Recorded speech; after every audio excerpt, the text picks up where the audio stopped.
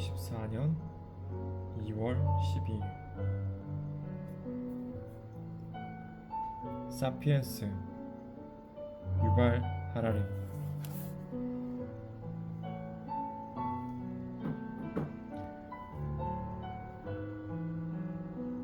유발 하라리, 예루살렘 히브리대학교 역사학과 교수, 우리 시대 가장 영향력 있는 지성인, 영국 옥스퍼드 대학에서 중세 전쟁사로 박사학위를 받았다.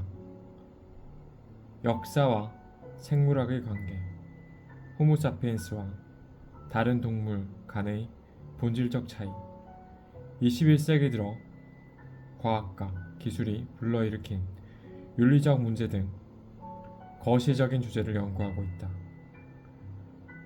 2009년과 2012년 인문학 분야 창의성과 독창성에 대한 플론스키상을 수상했고, 2012년 영 이스라엘 아카데미 오브 사이언스에 선정되었다.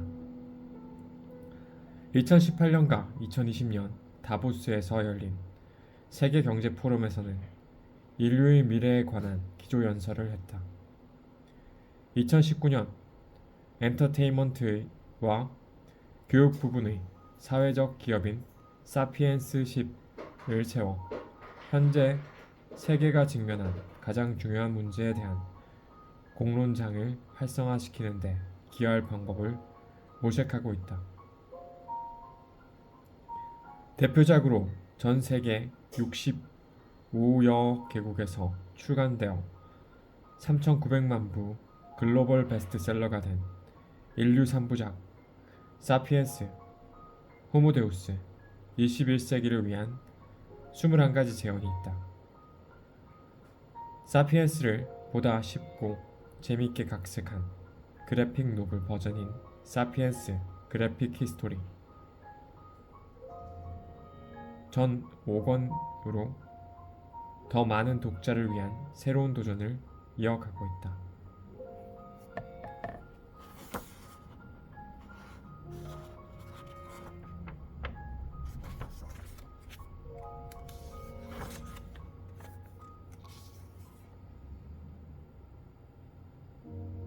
사랑하는 아버지 슐로무 하라리를 추억하며.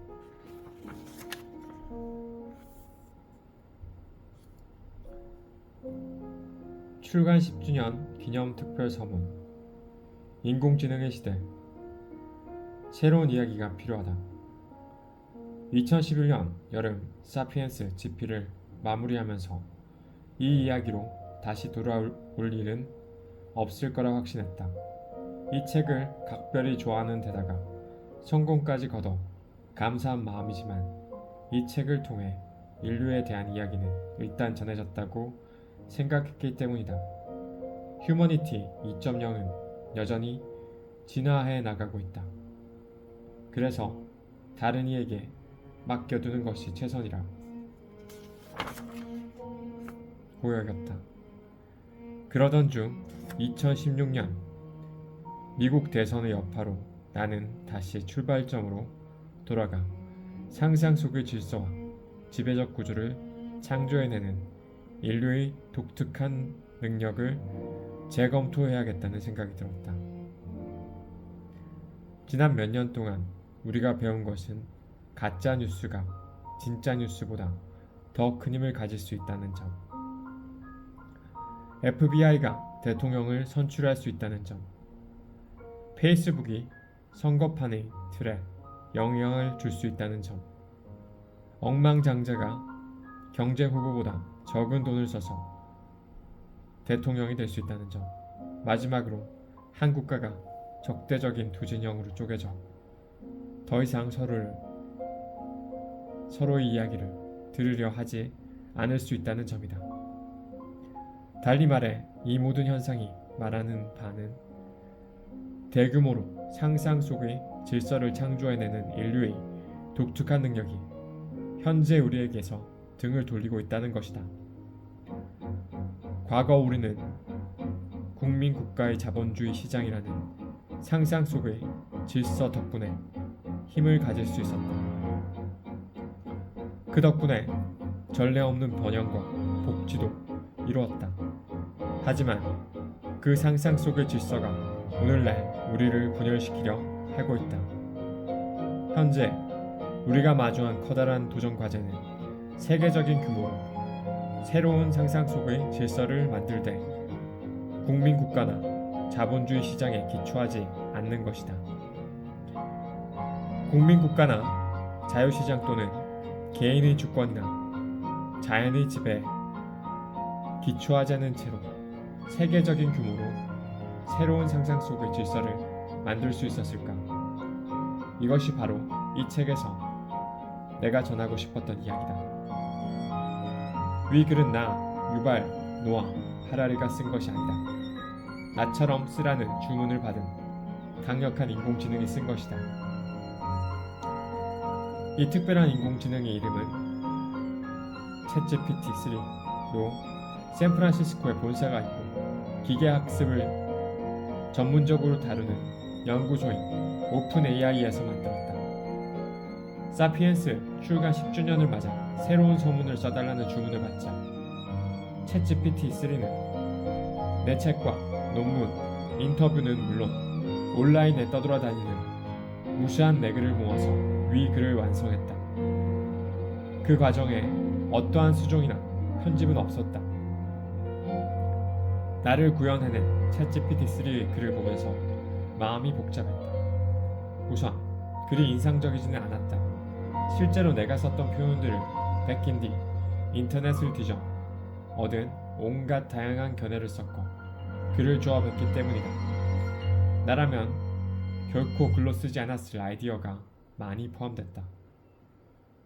납득하기 어렵거나 명백하게 우스꽝스러운 부분도 보였다. 그 결과물은 문학적이면서 지적인 잡탕처럼 보였다. 일단 안심이 된다. 적어도 몇 년간은 챗GPT-3가 내 일자리를 뺏지 못할 것이기 때문이다. 하지만 한편으로는 정말 깜짝 놀랐다. 위 글을 읽는 동안 충격으로 입을 다물지 못했다. 정말 AI가 이 글을 썼단 말인가? 글 자체는 잡동사니들을 조합해 만든 잡탕이다. 하지만 어차피 모든 글이 다 그렇지 않은가? 내가 사이언스를 집필할 때도 마찬가지였다. 수많은 책, 논문, 인터뷰 글들을 다 끌어모아서 서로 다른 아이디어와 사실을 결합해 새로운 이야기를 만들어냈으니 말이다. 챗GPT-3가 생산한 글이 가진 가장 놀라운 사실은 말이 된다는 점이다. 문장을 무작위로 조합한 것이 아니며 논리적으로 일관성을 띠고 있다. 나는 챗GPT-3의 일부 주장에 동의하지 않는다. 하지만 그 글이 실제로 모종의 주장을 펴고 있다는 점에서 놀라지 않을 수 없다.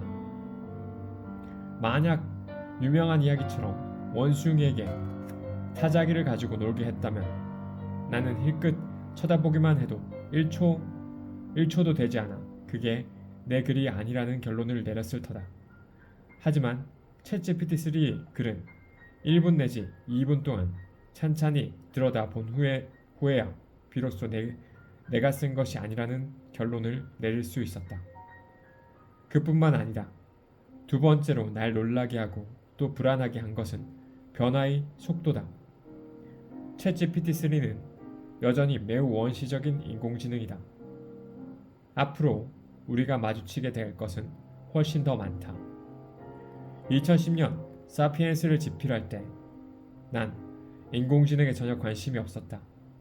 이 단어는 심각한 역사책보다는 그저 공상과학 영화에나 어울리는 것처럼 들렸다. 하지만 내가 도서관에 앉아 오래된 책을 읽고 있을 때 컴퓨터공학 연구소에 다니던 내 동료들이 게으름을 피우지는 않은 듯하다. 2011년 사이언스가 히브리어로 처음 출판되었을 때의 일을 돌이켜보자.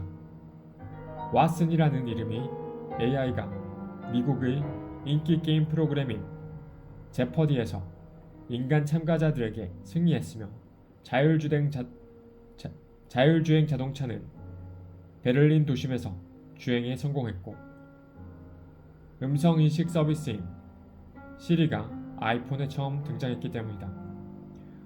10년이 지난 현재 인공지능 혁명이 전 세계에 휘몰아치고 있다.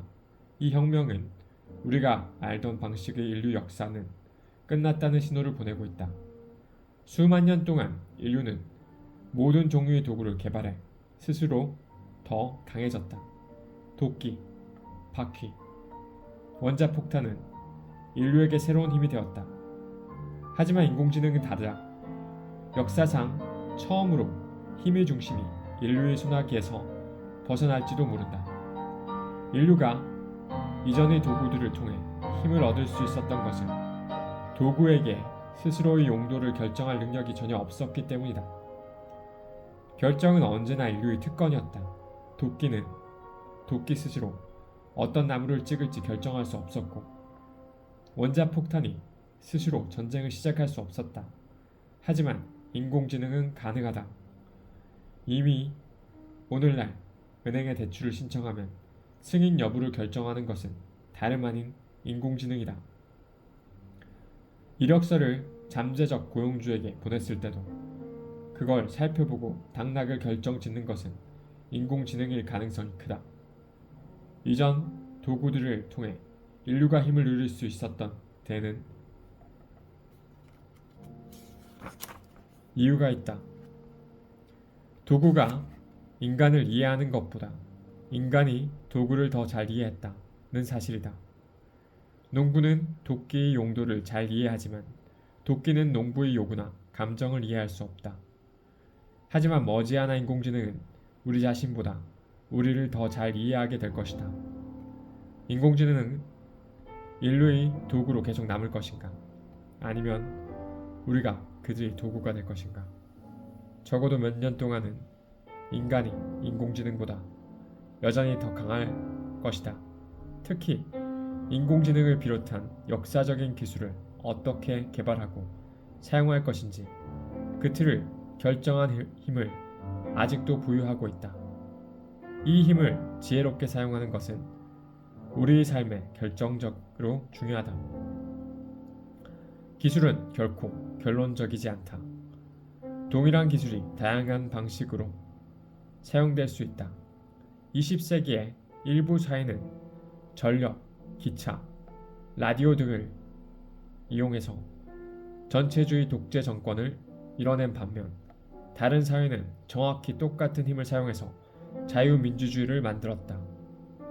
우리는 21세기에 새로운 기술을 사용하여 천국도 만들 수 있고 지옥도 만들 수 있다. 그것은 전적으로 우리 선택에 달렸다. 현명한 선택을 위해서는 이런 새로운 기술들이 가진 모든 잠재력을 이해해야 하겠지만 또한 우리 스스로에 대해 더 잘 파악해야 한다. 만일 인공지능을 사용해서 어떤 세상이든 모두 만들 수 있다면 과연 그 세상은 어떤 모습일까? 생명공학을 이용해 인간의 몸과 마음을 개조할 수 있다면 무엇을 바꾸겠는가?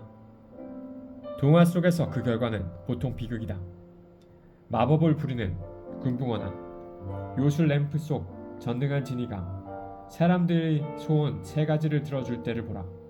이는 사람들 스스로 엉뚱한 소원을 빌었기 때문이다.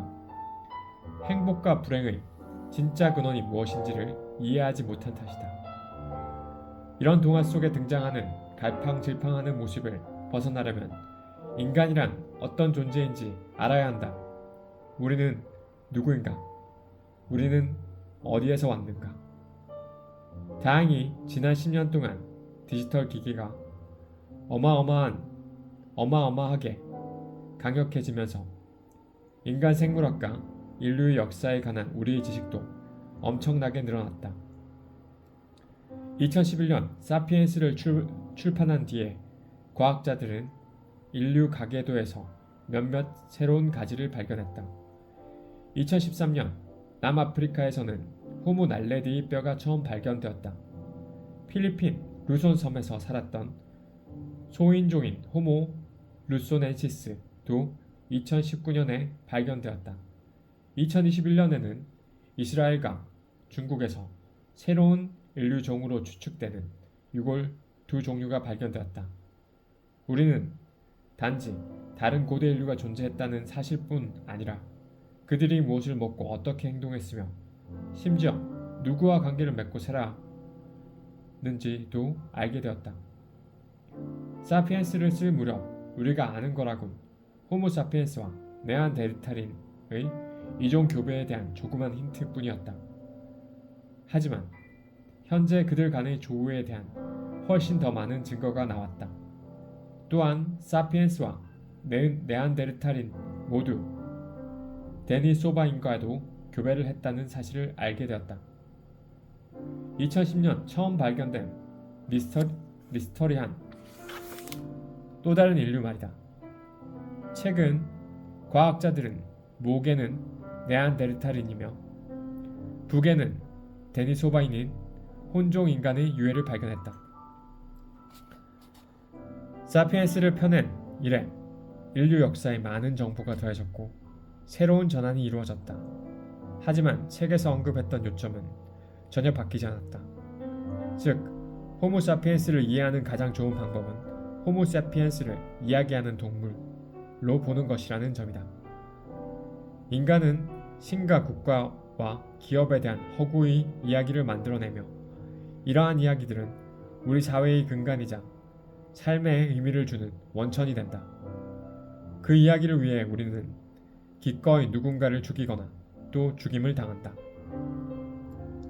이런 행태는 침팬지나 늑대를 비롯해 사회생활을 하는 똑똑한 다른 종에서는 볼 수 없다. 인간은 다른 어떤 동물보다 더 많은 사실을 알지만 또한 더 많은 허구를 믿는다.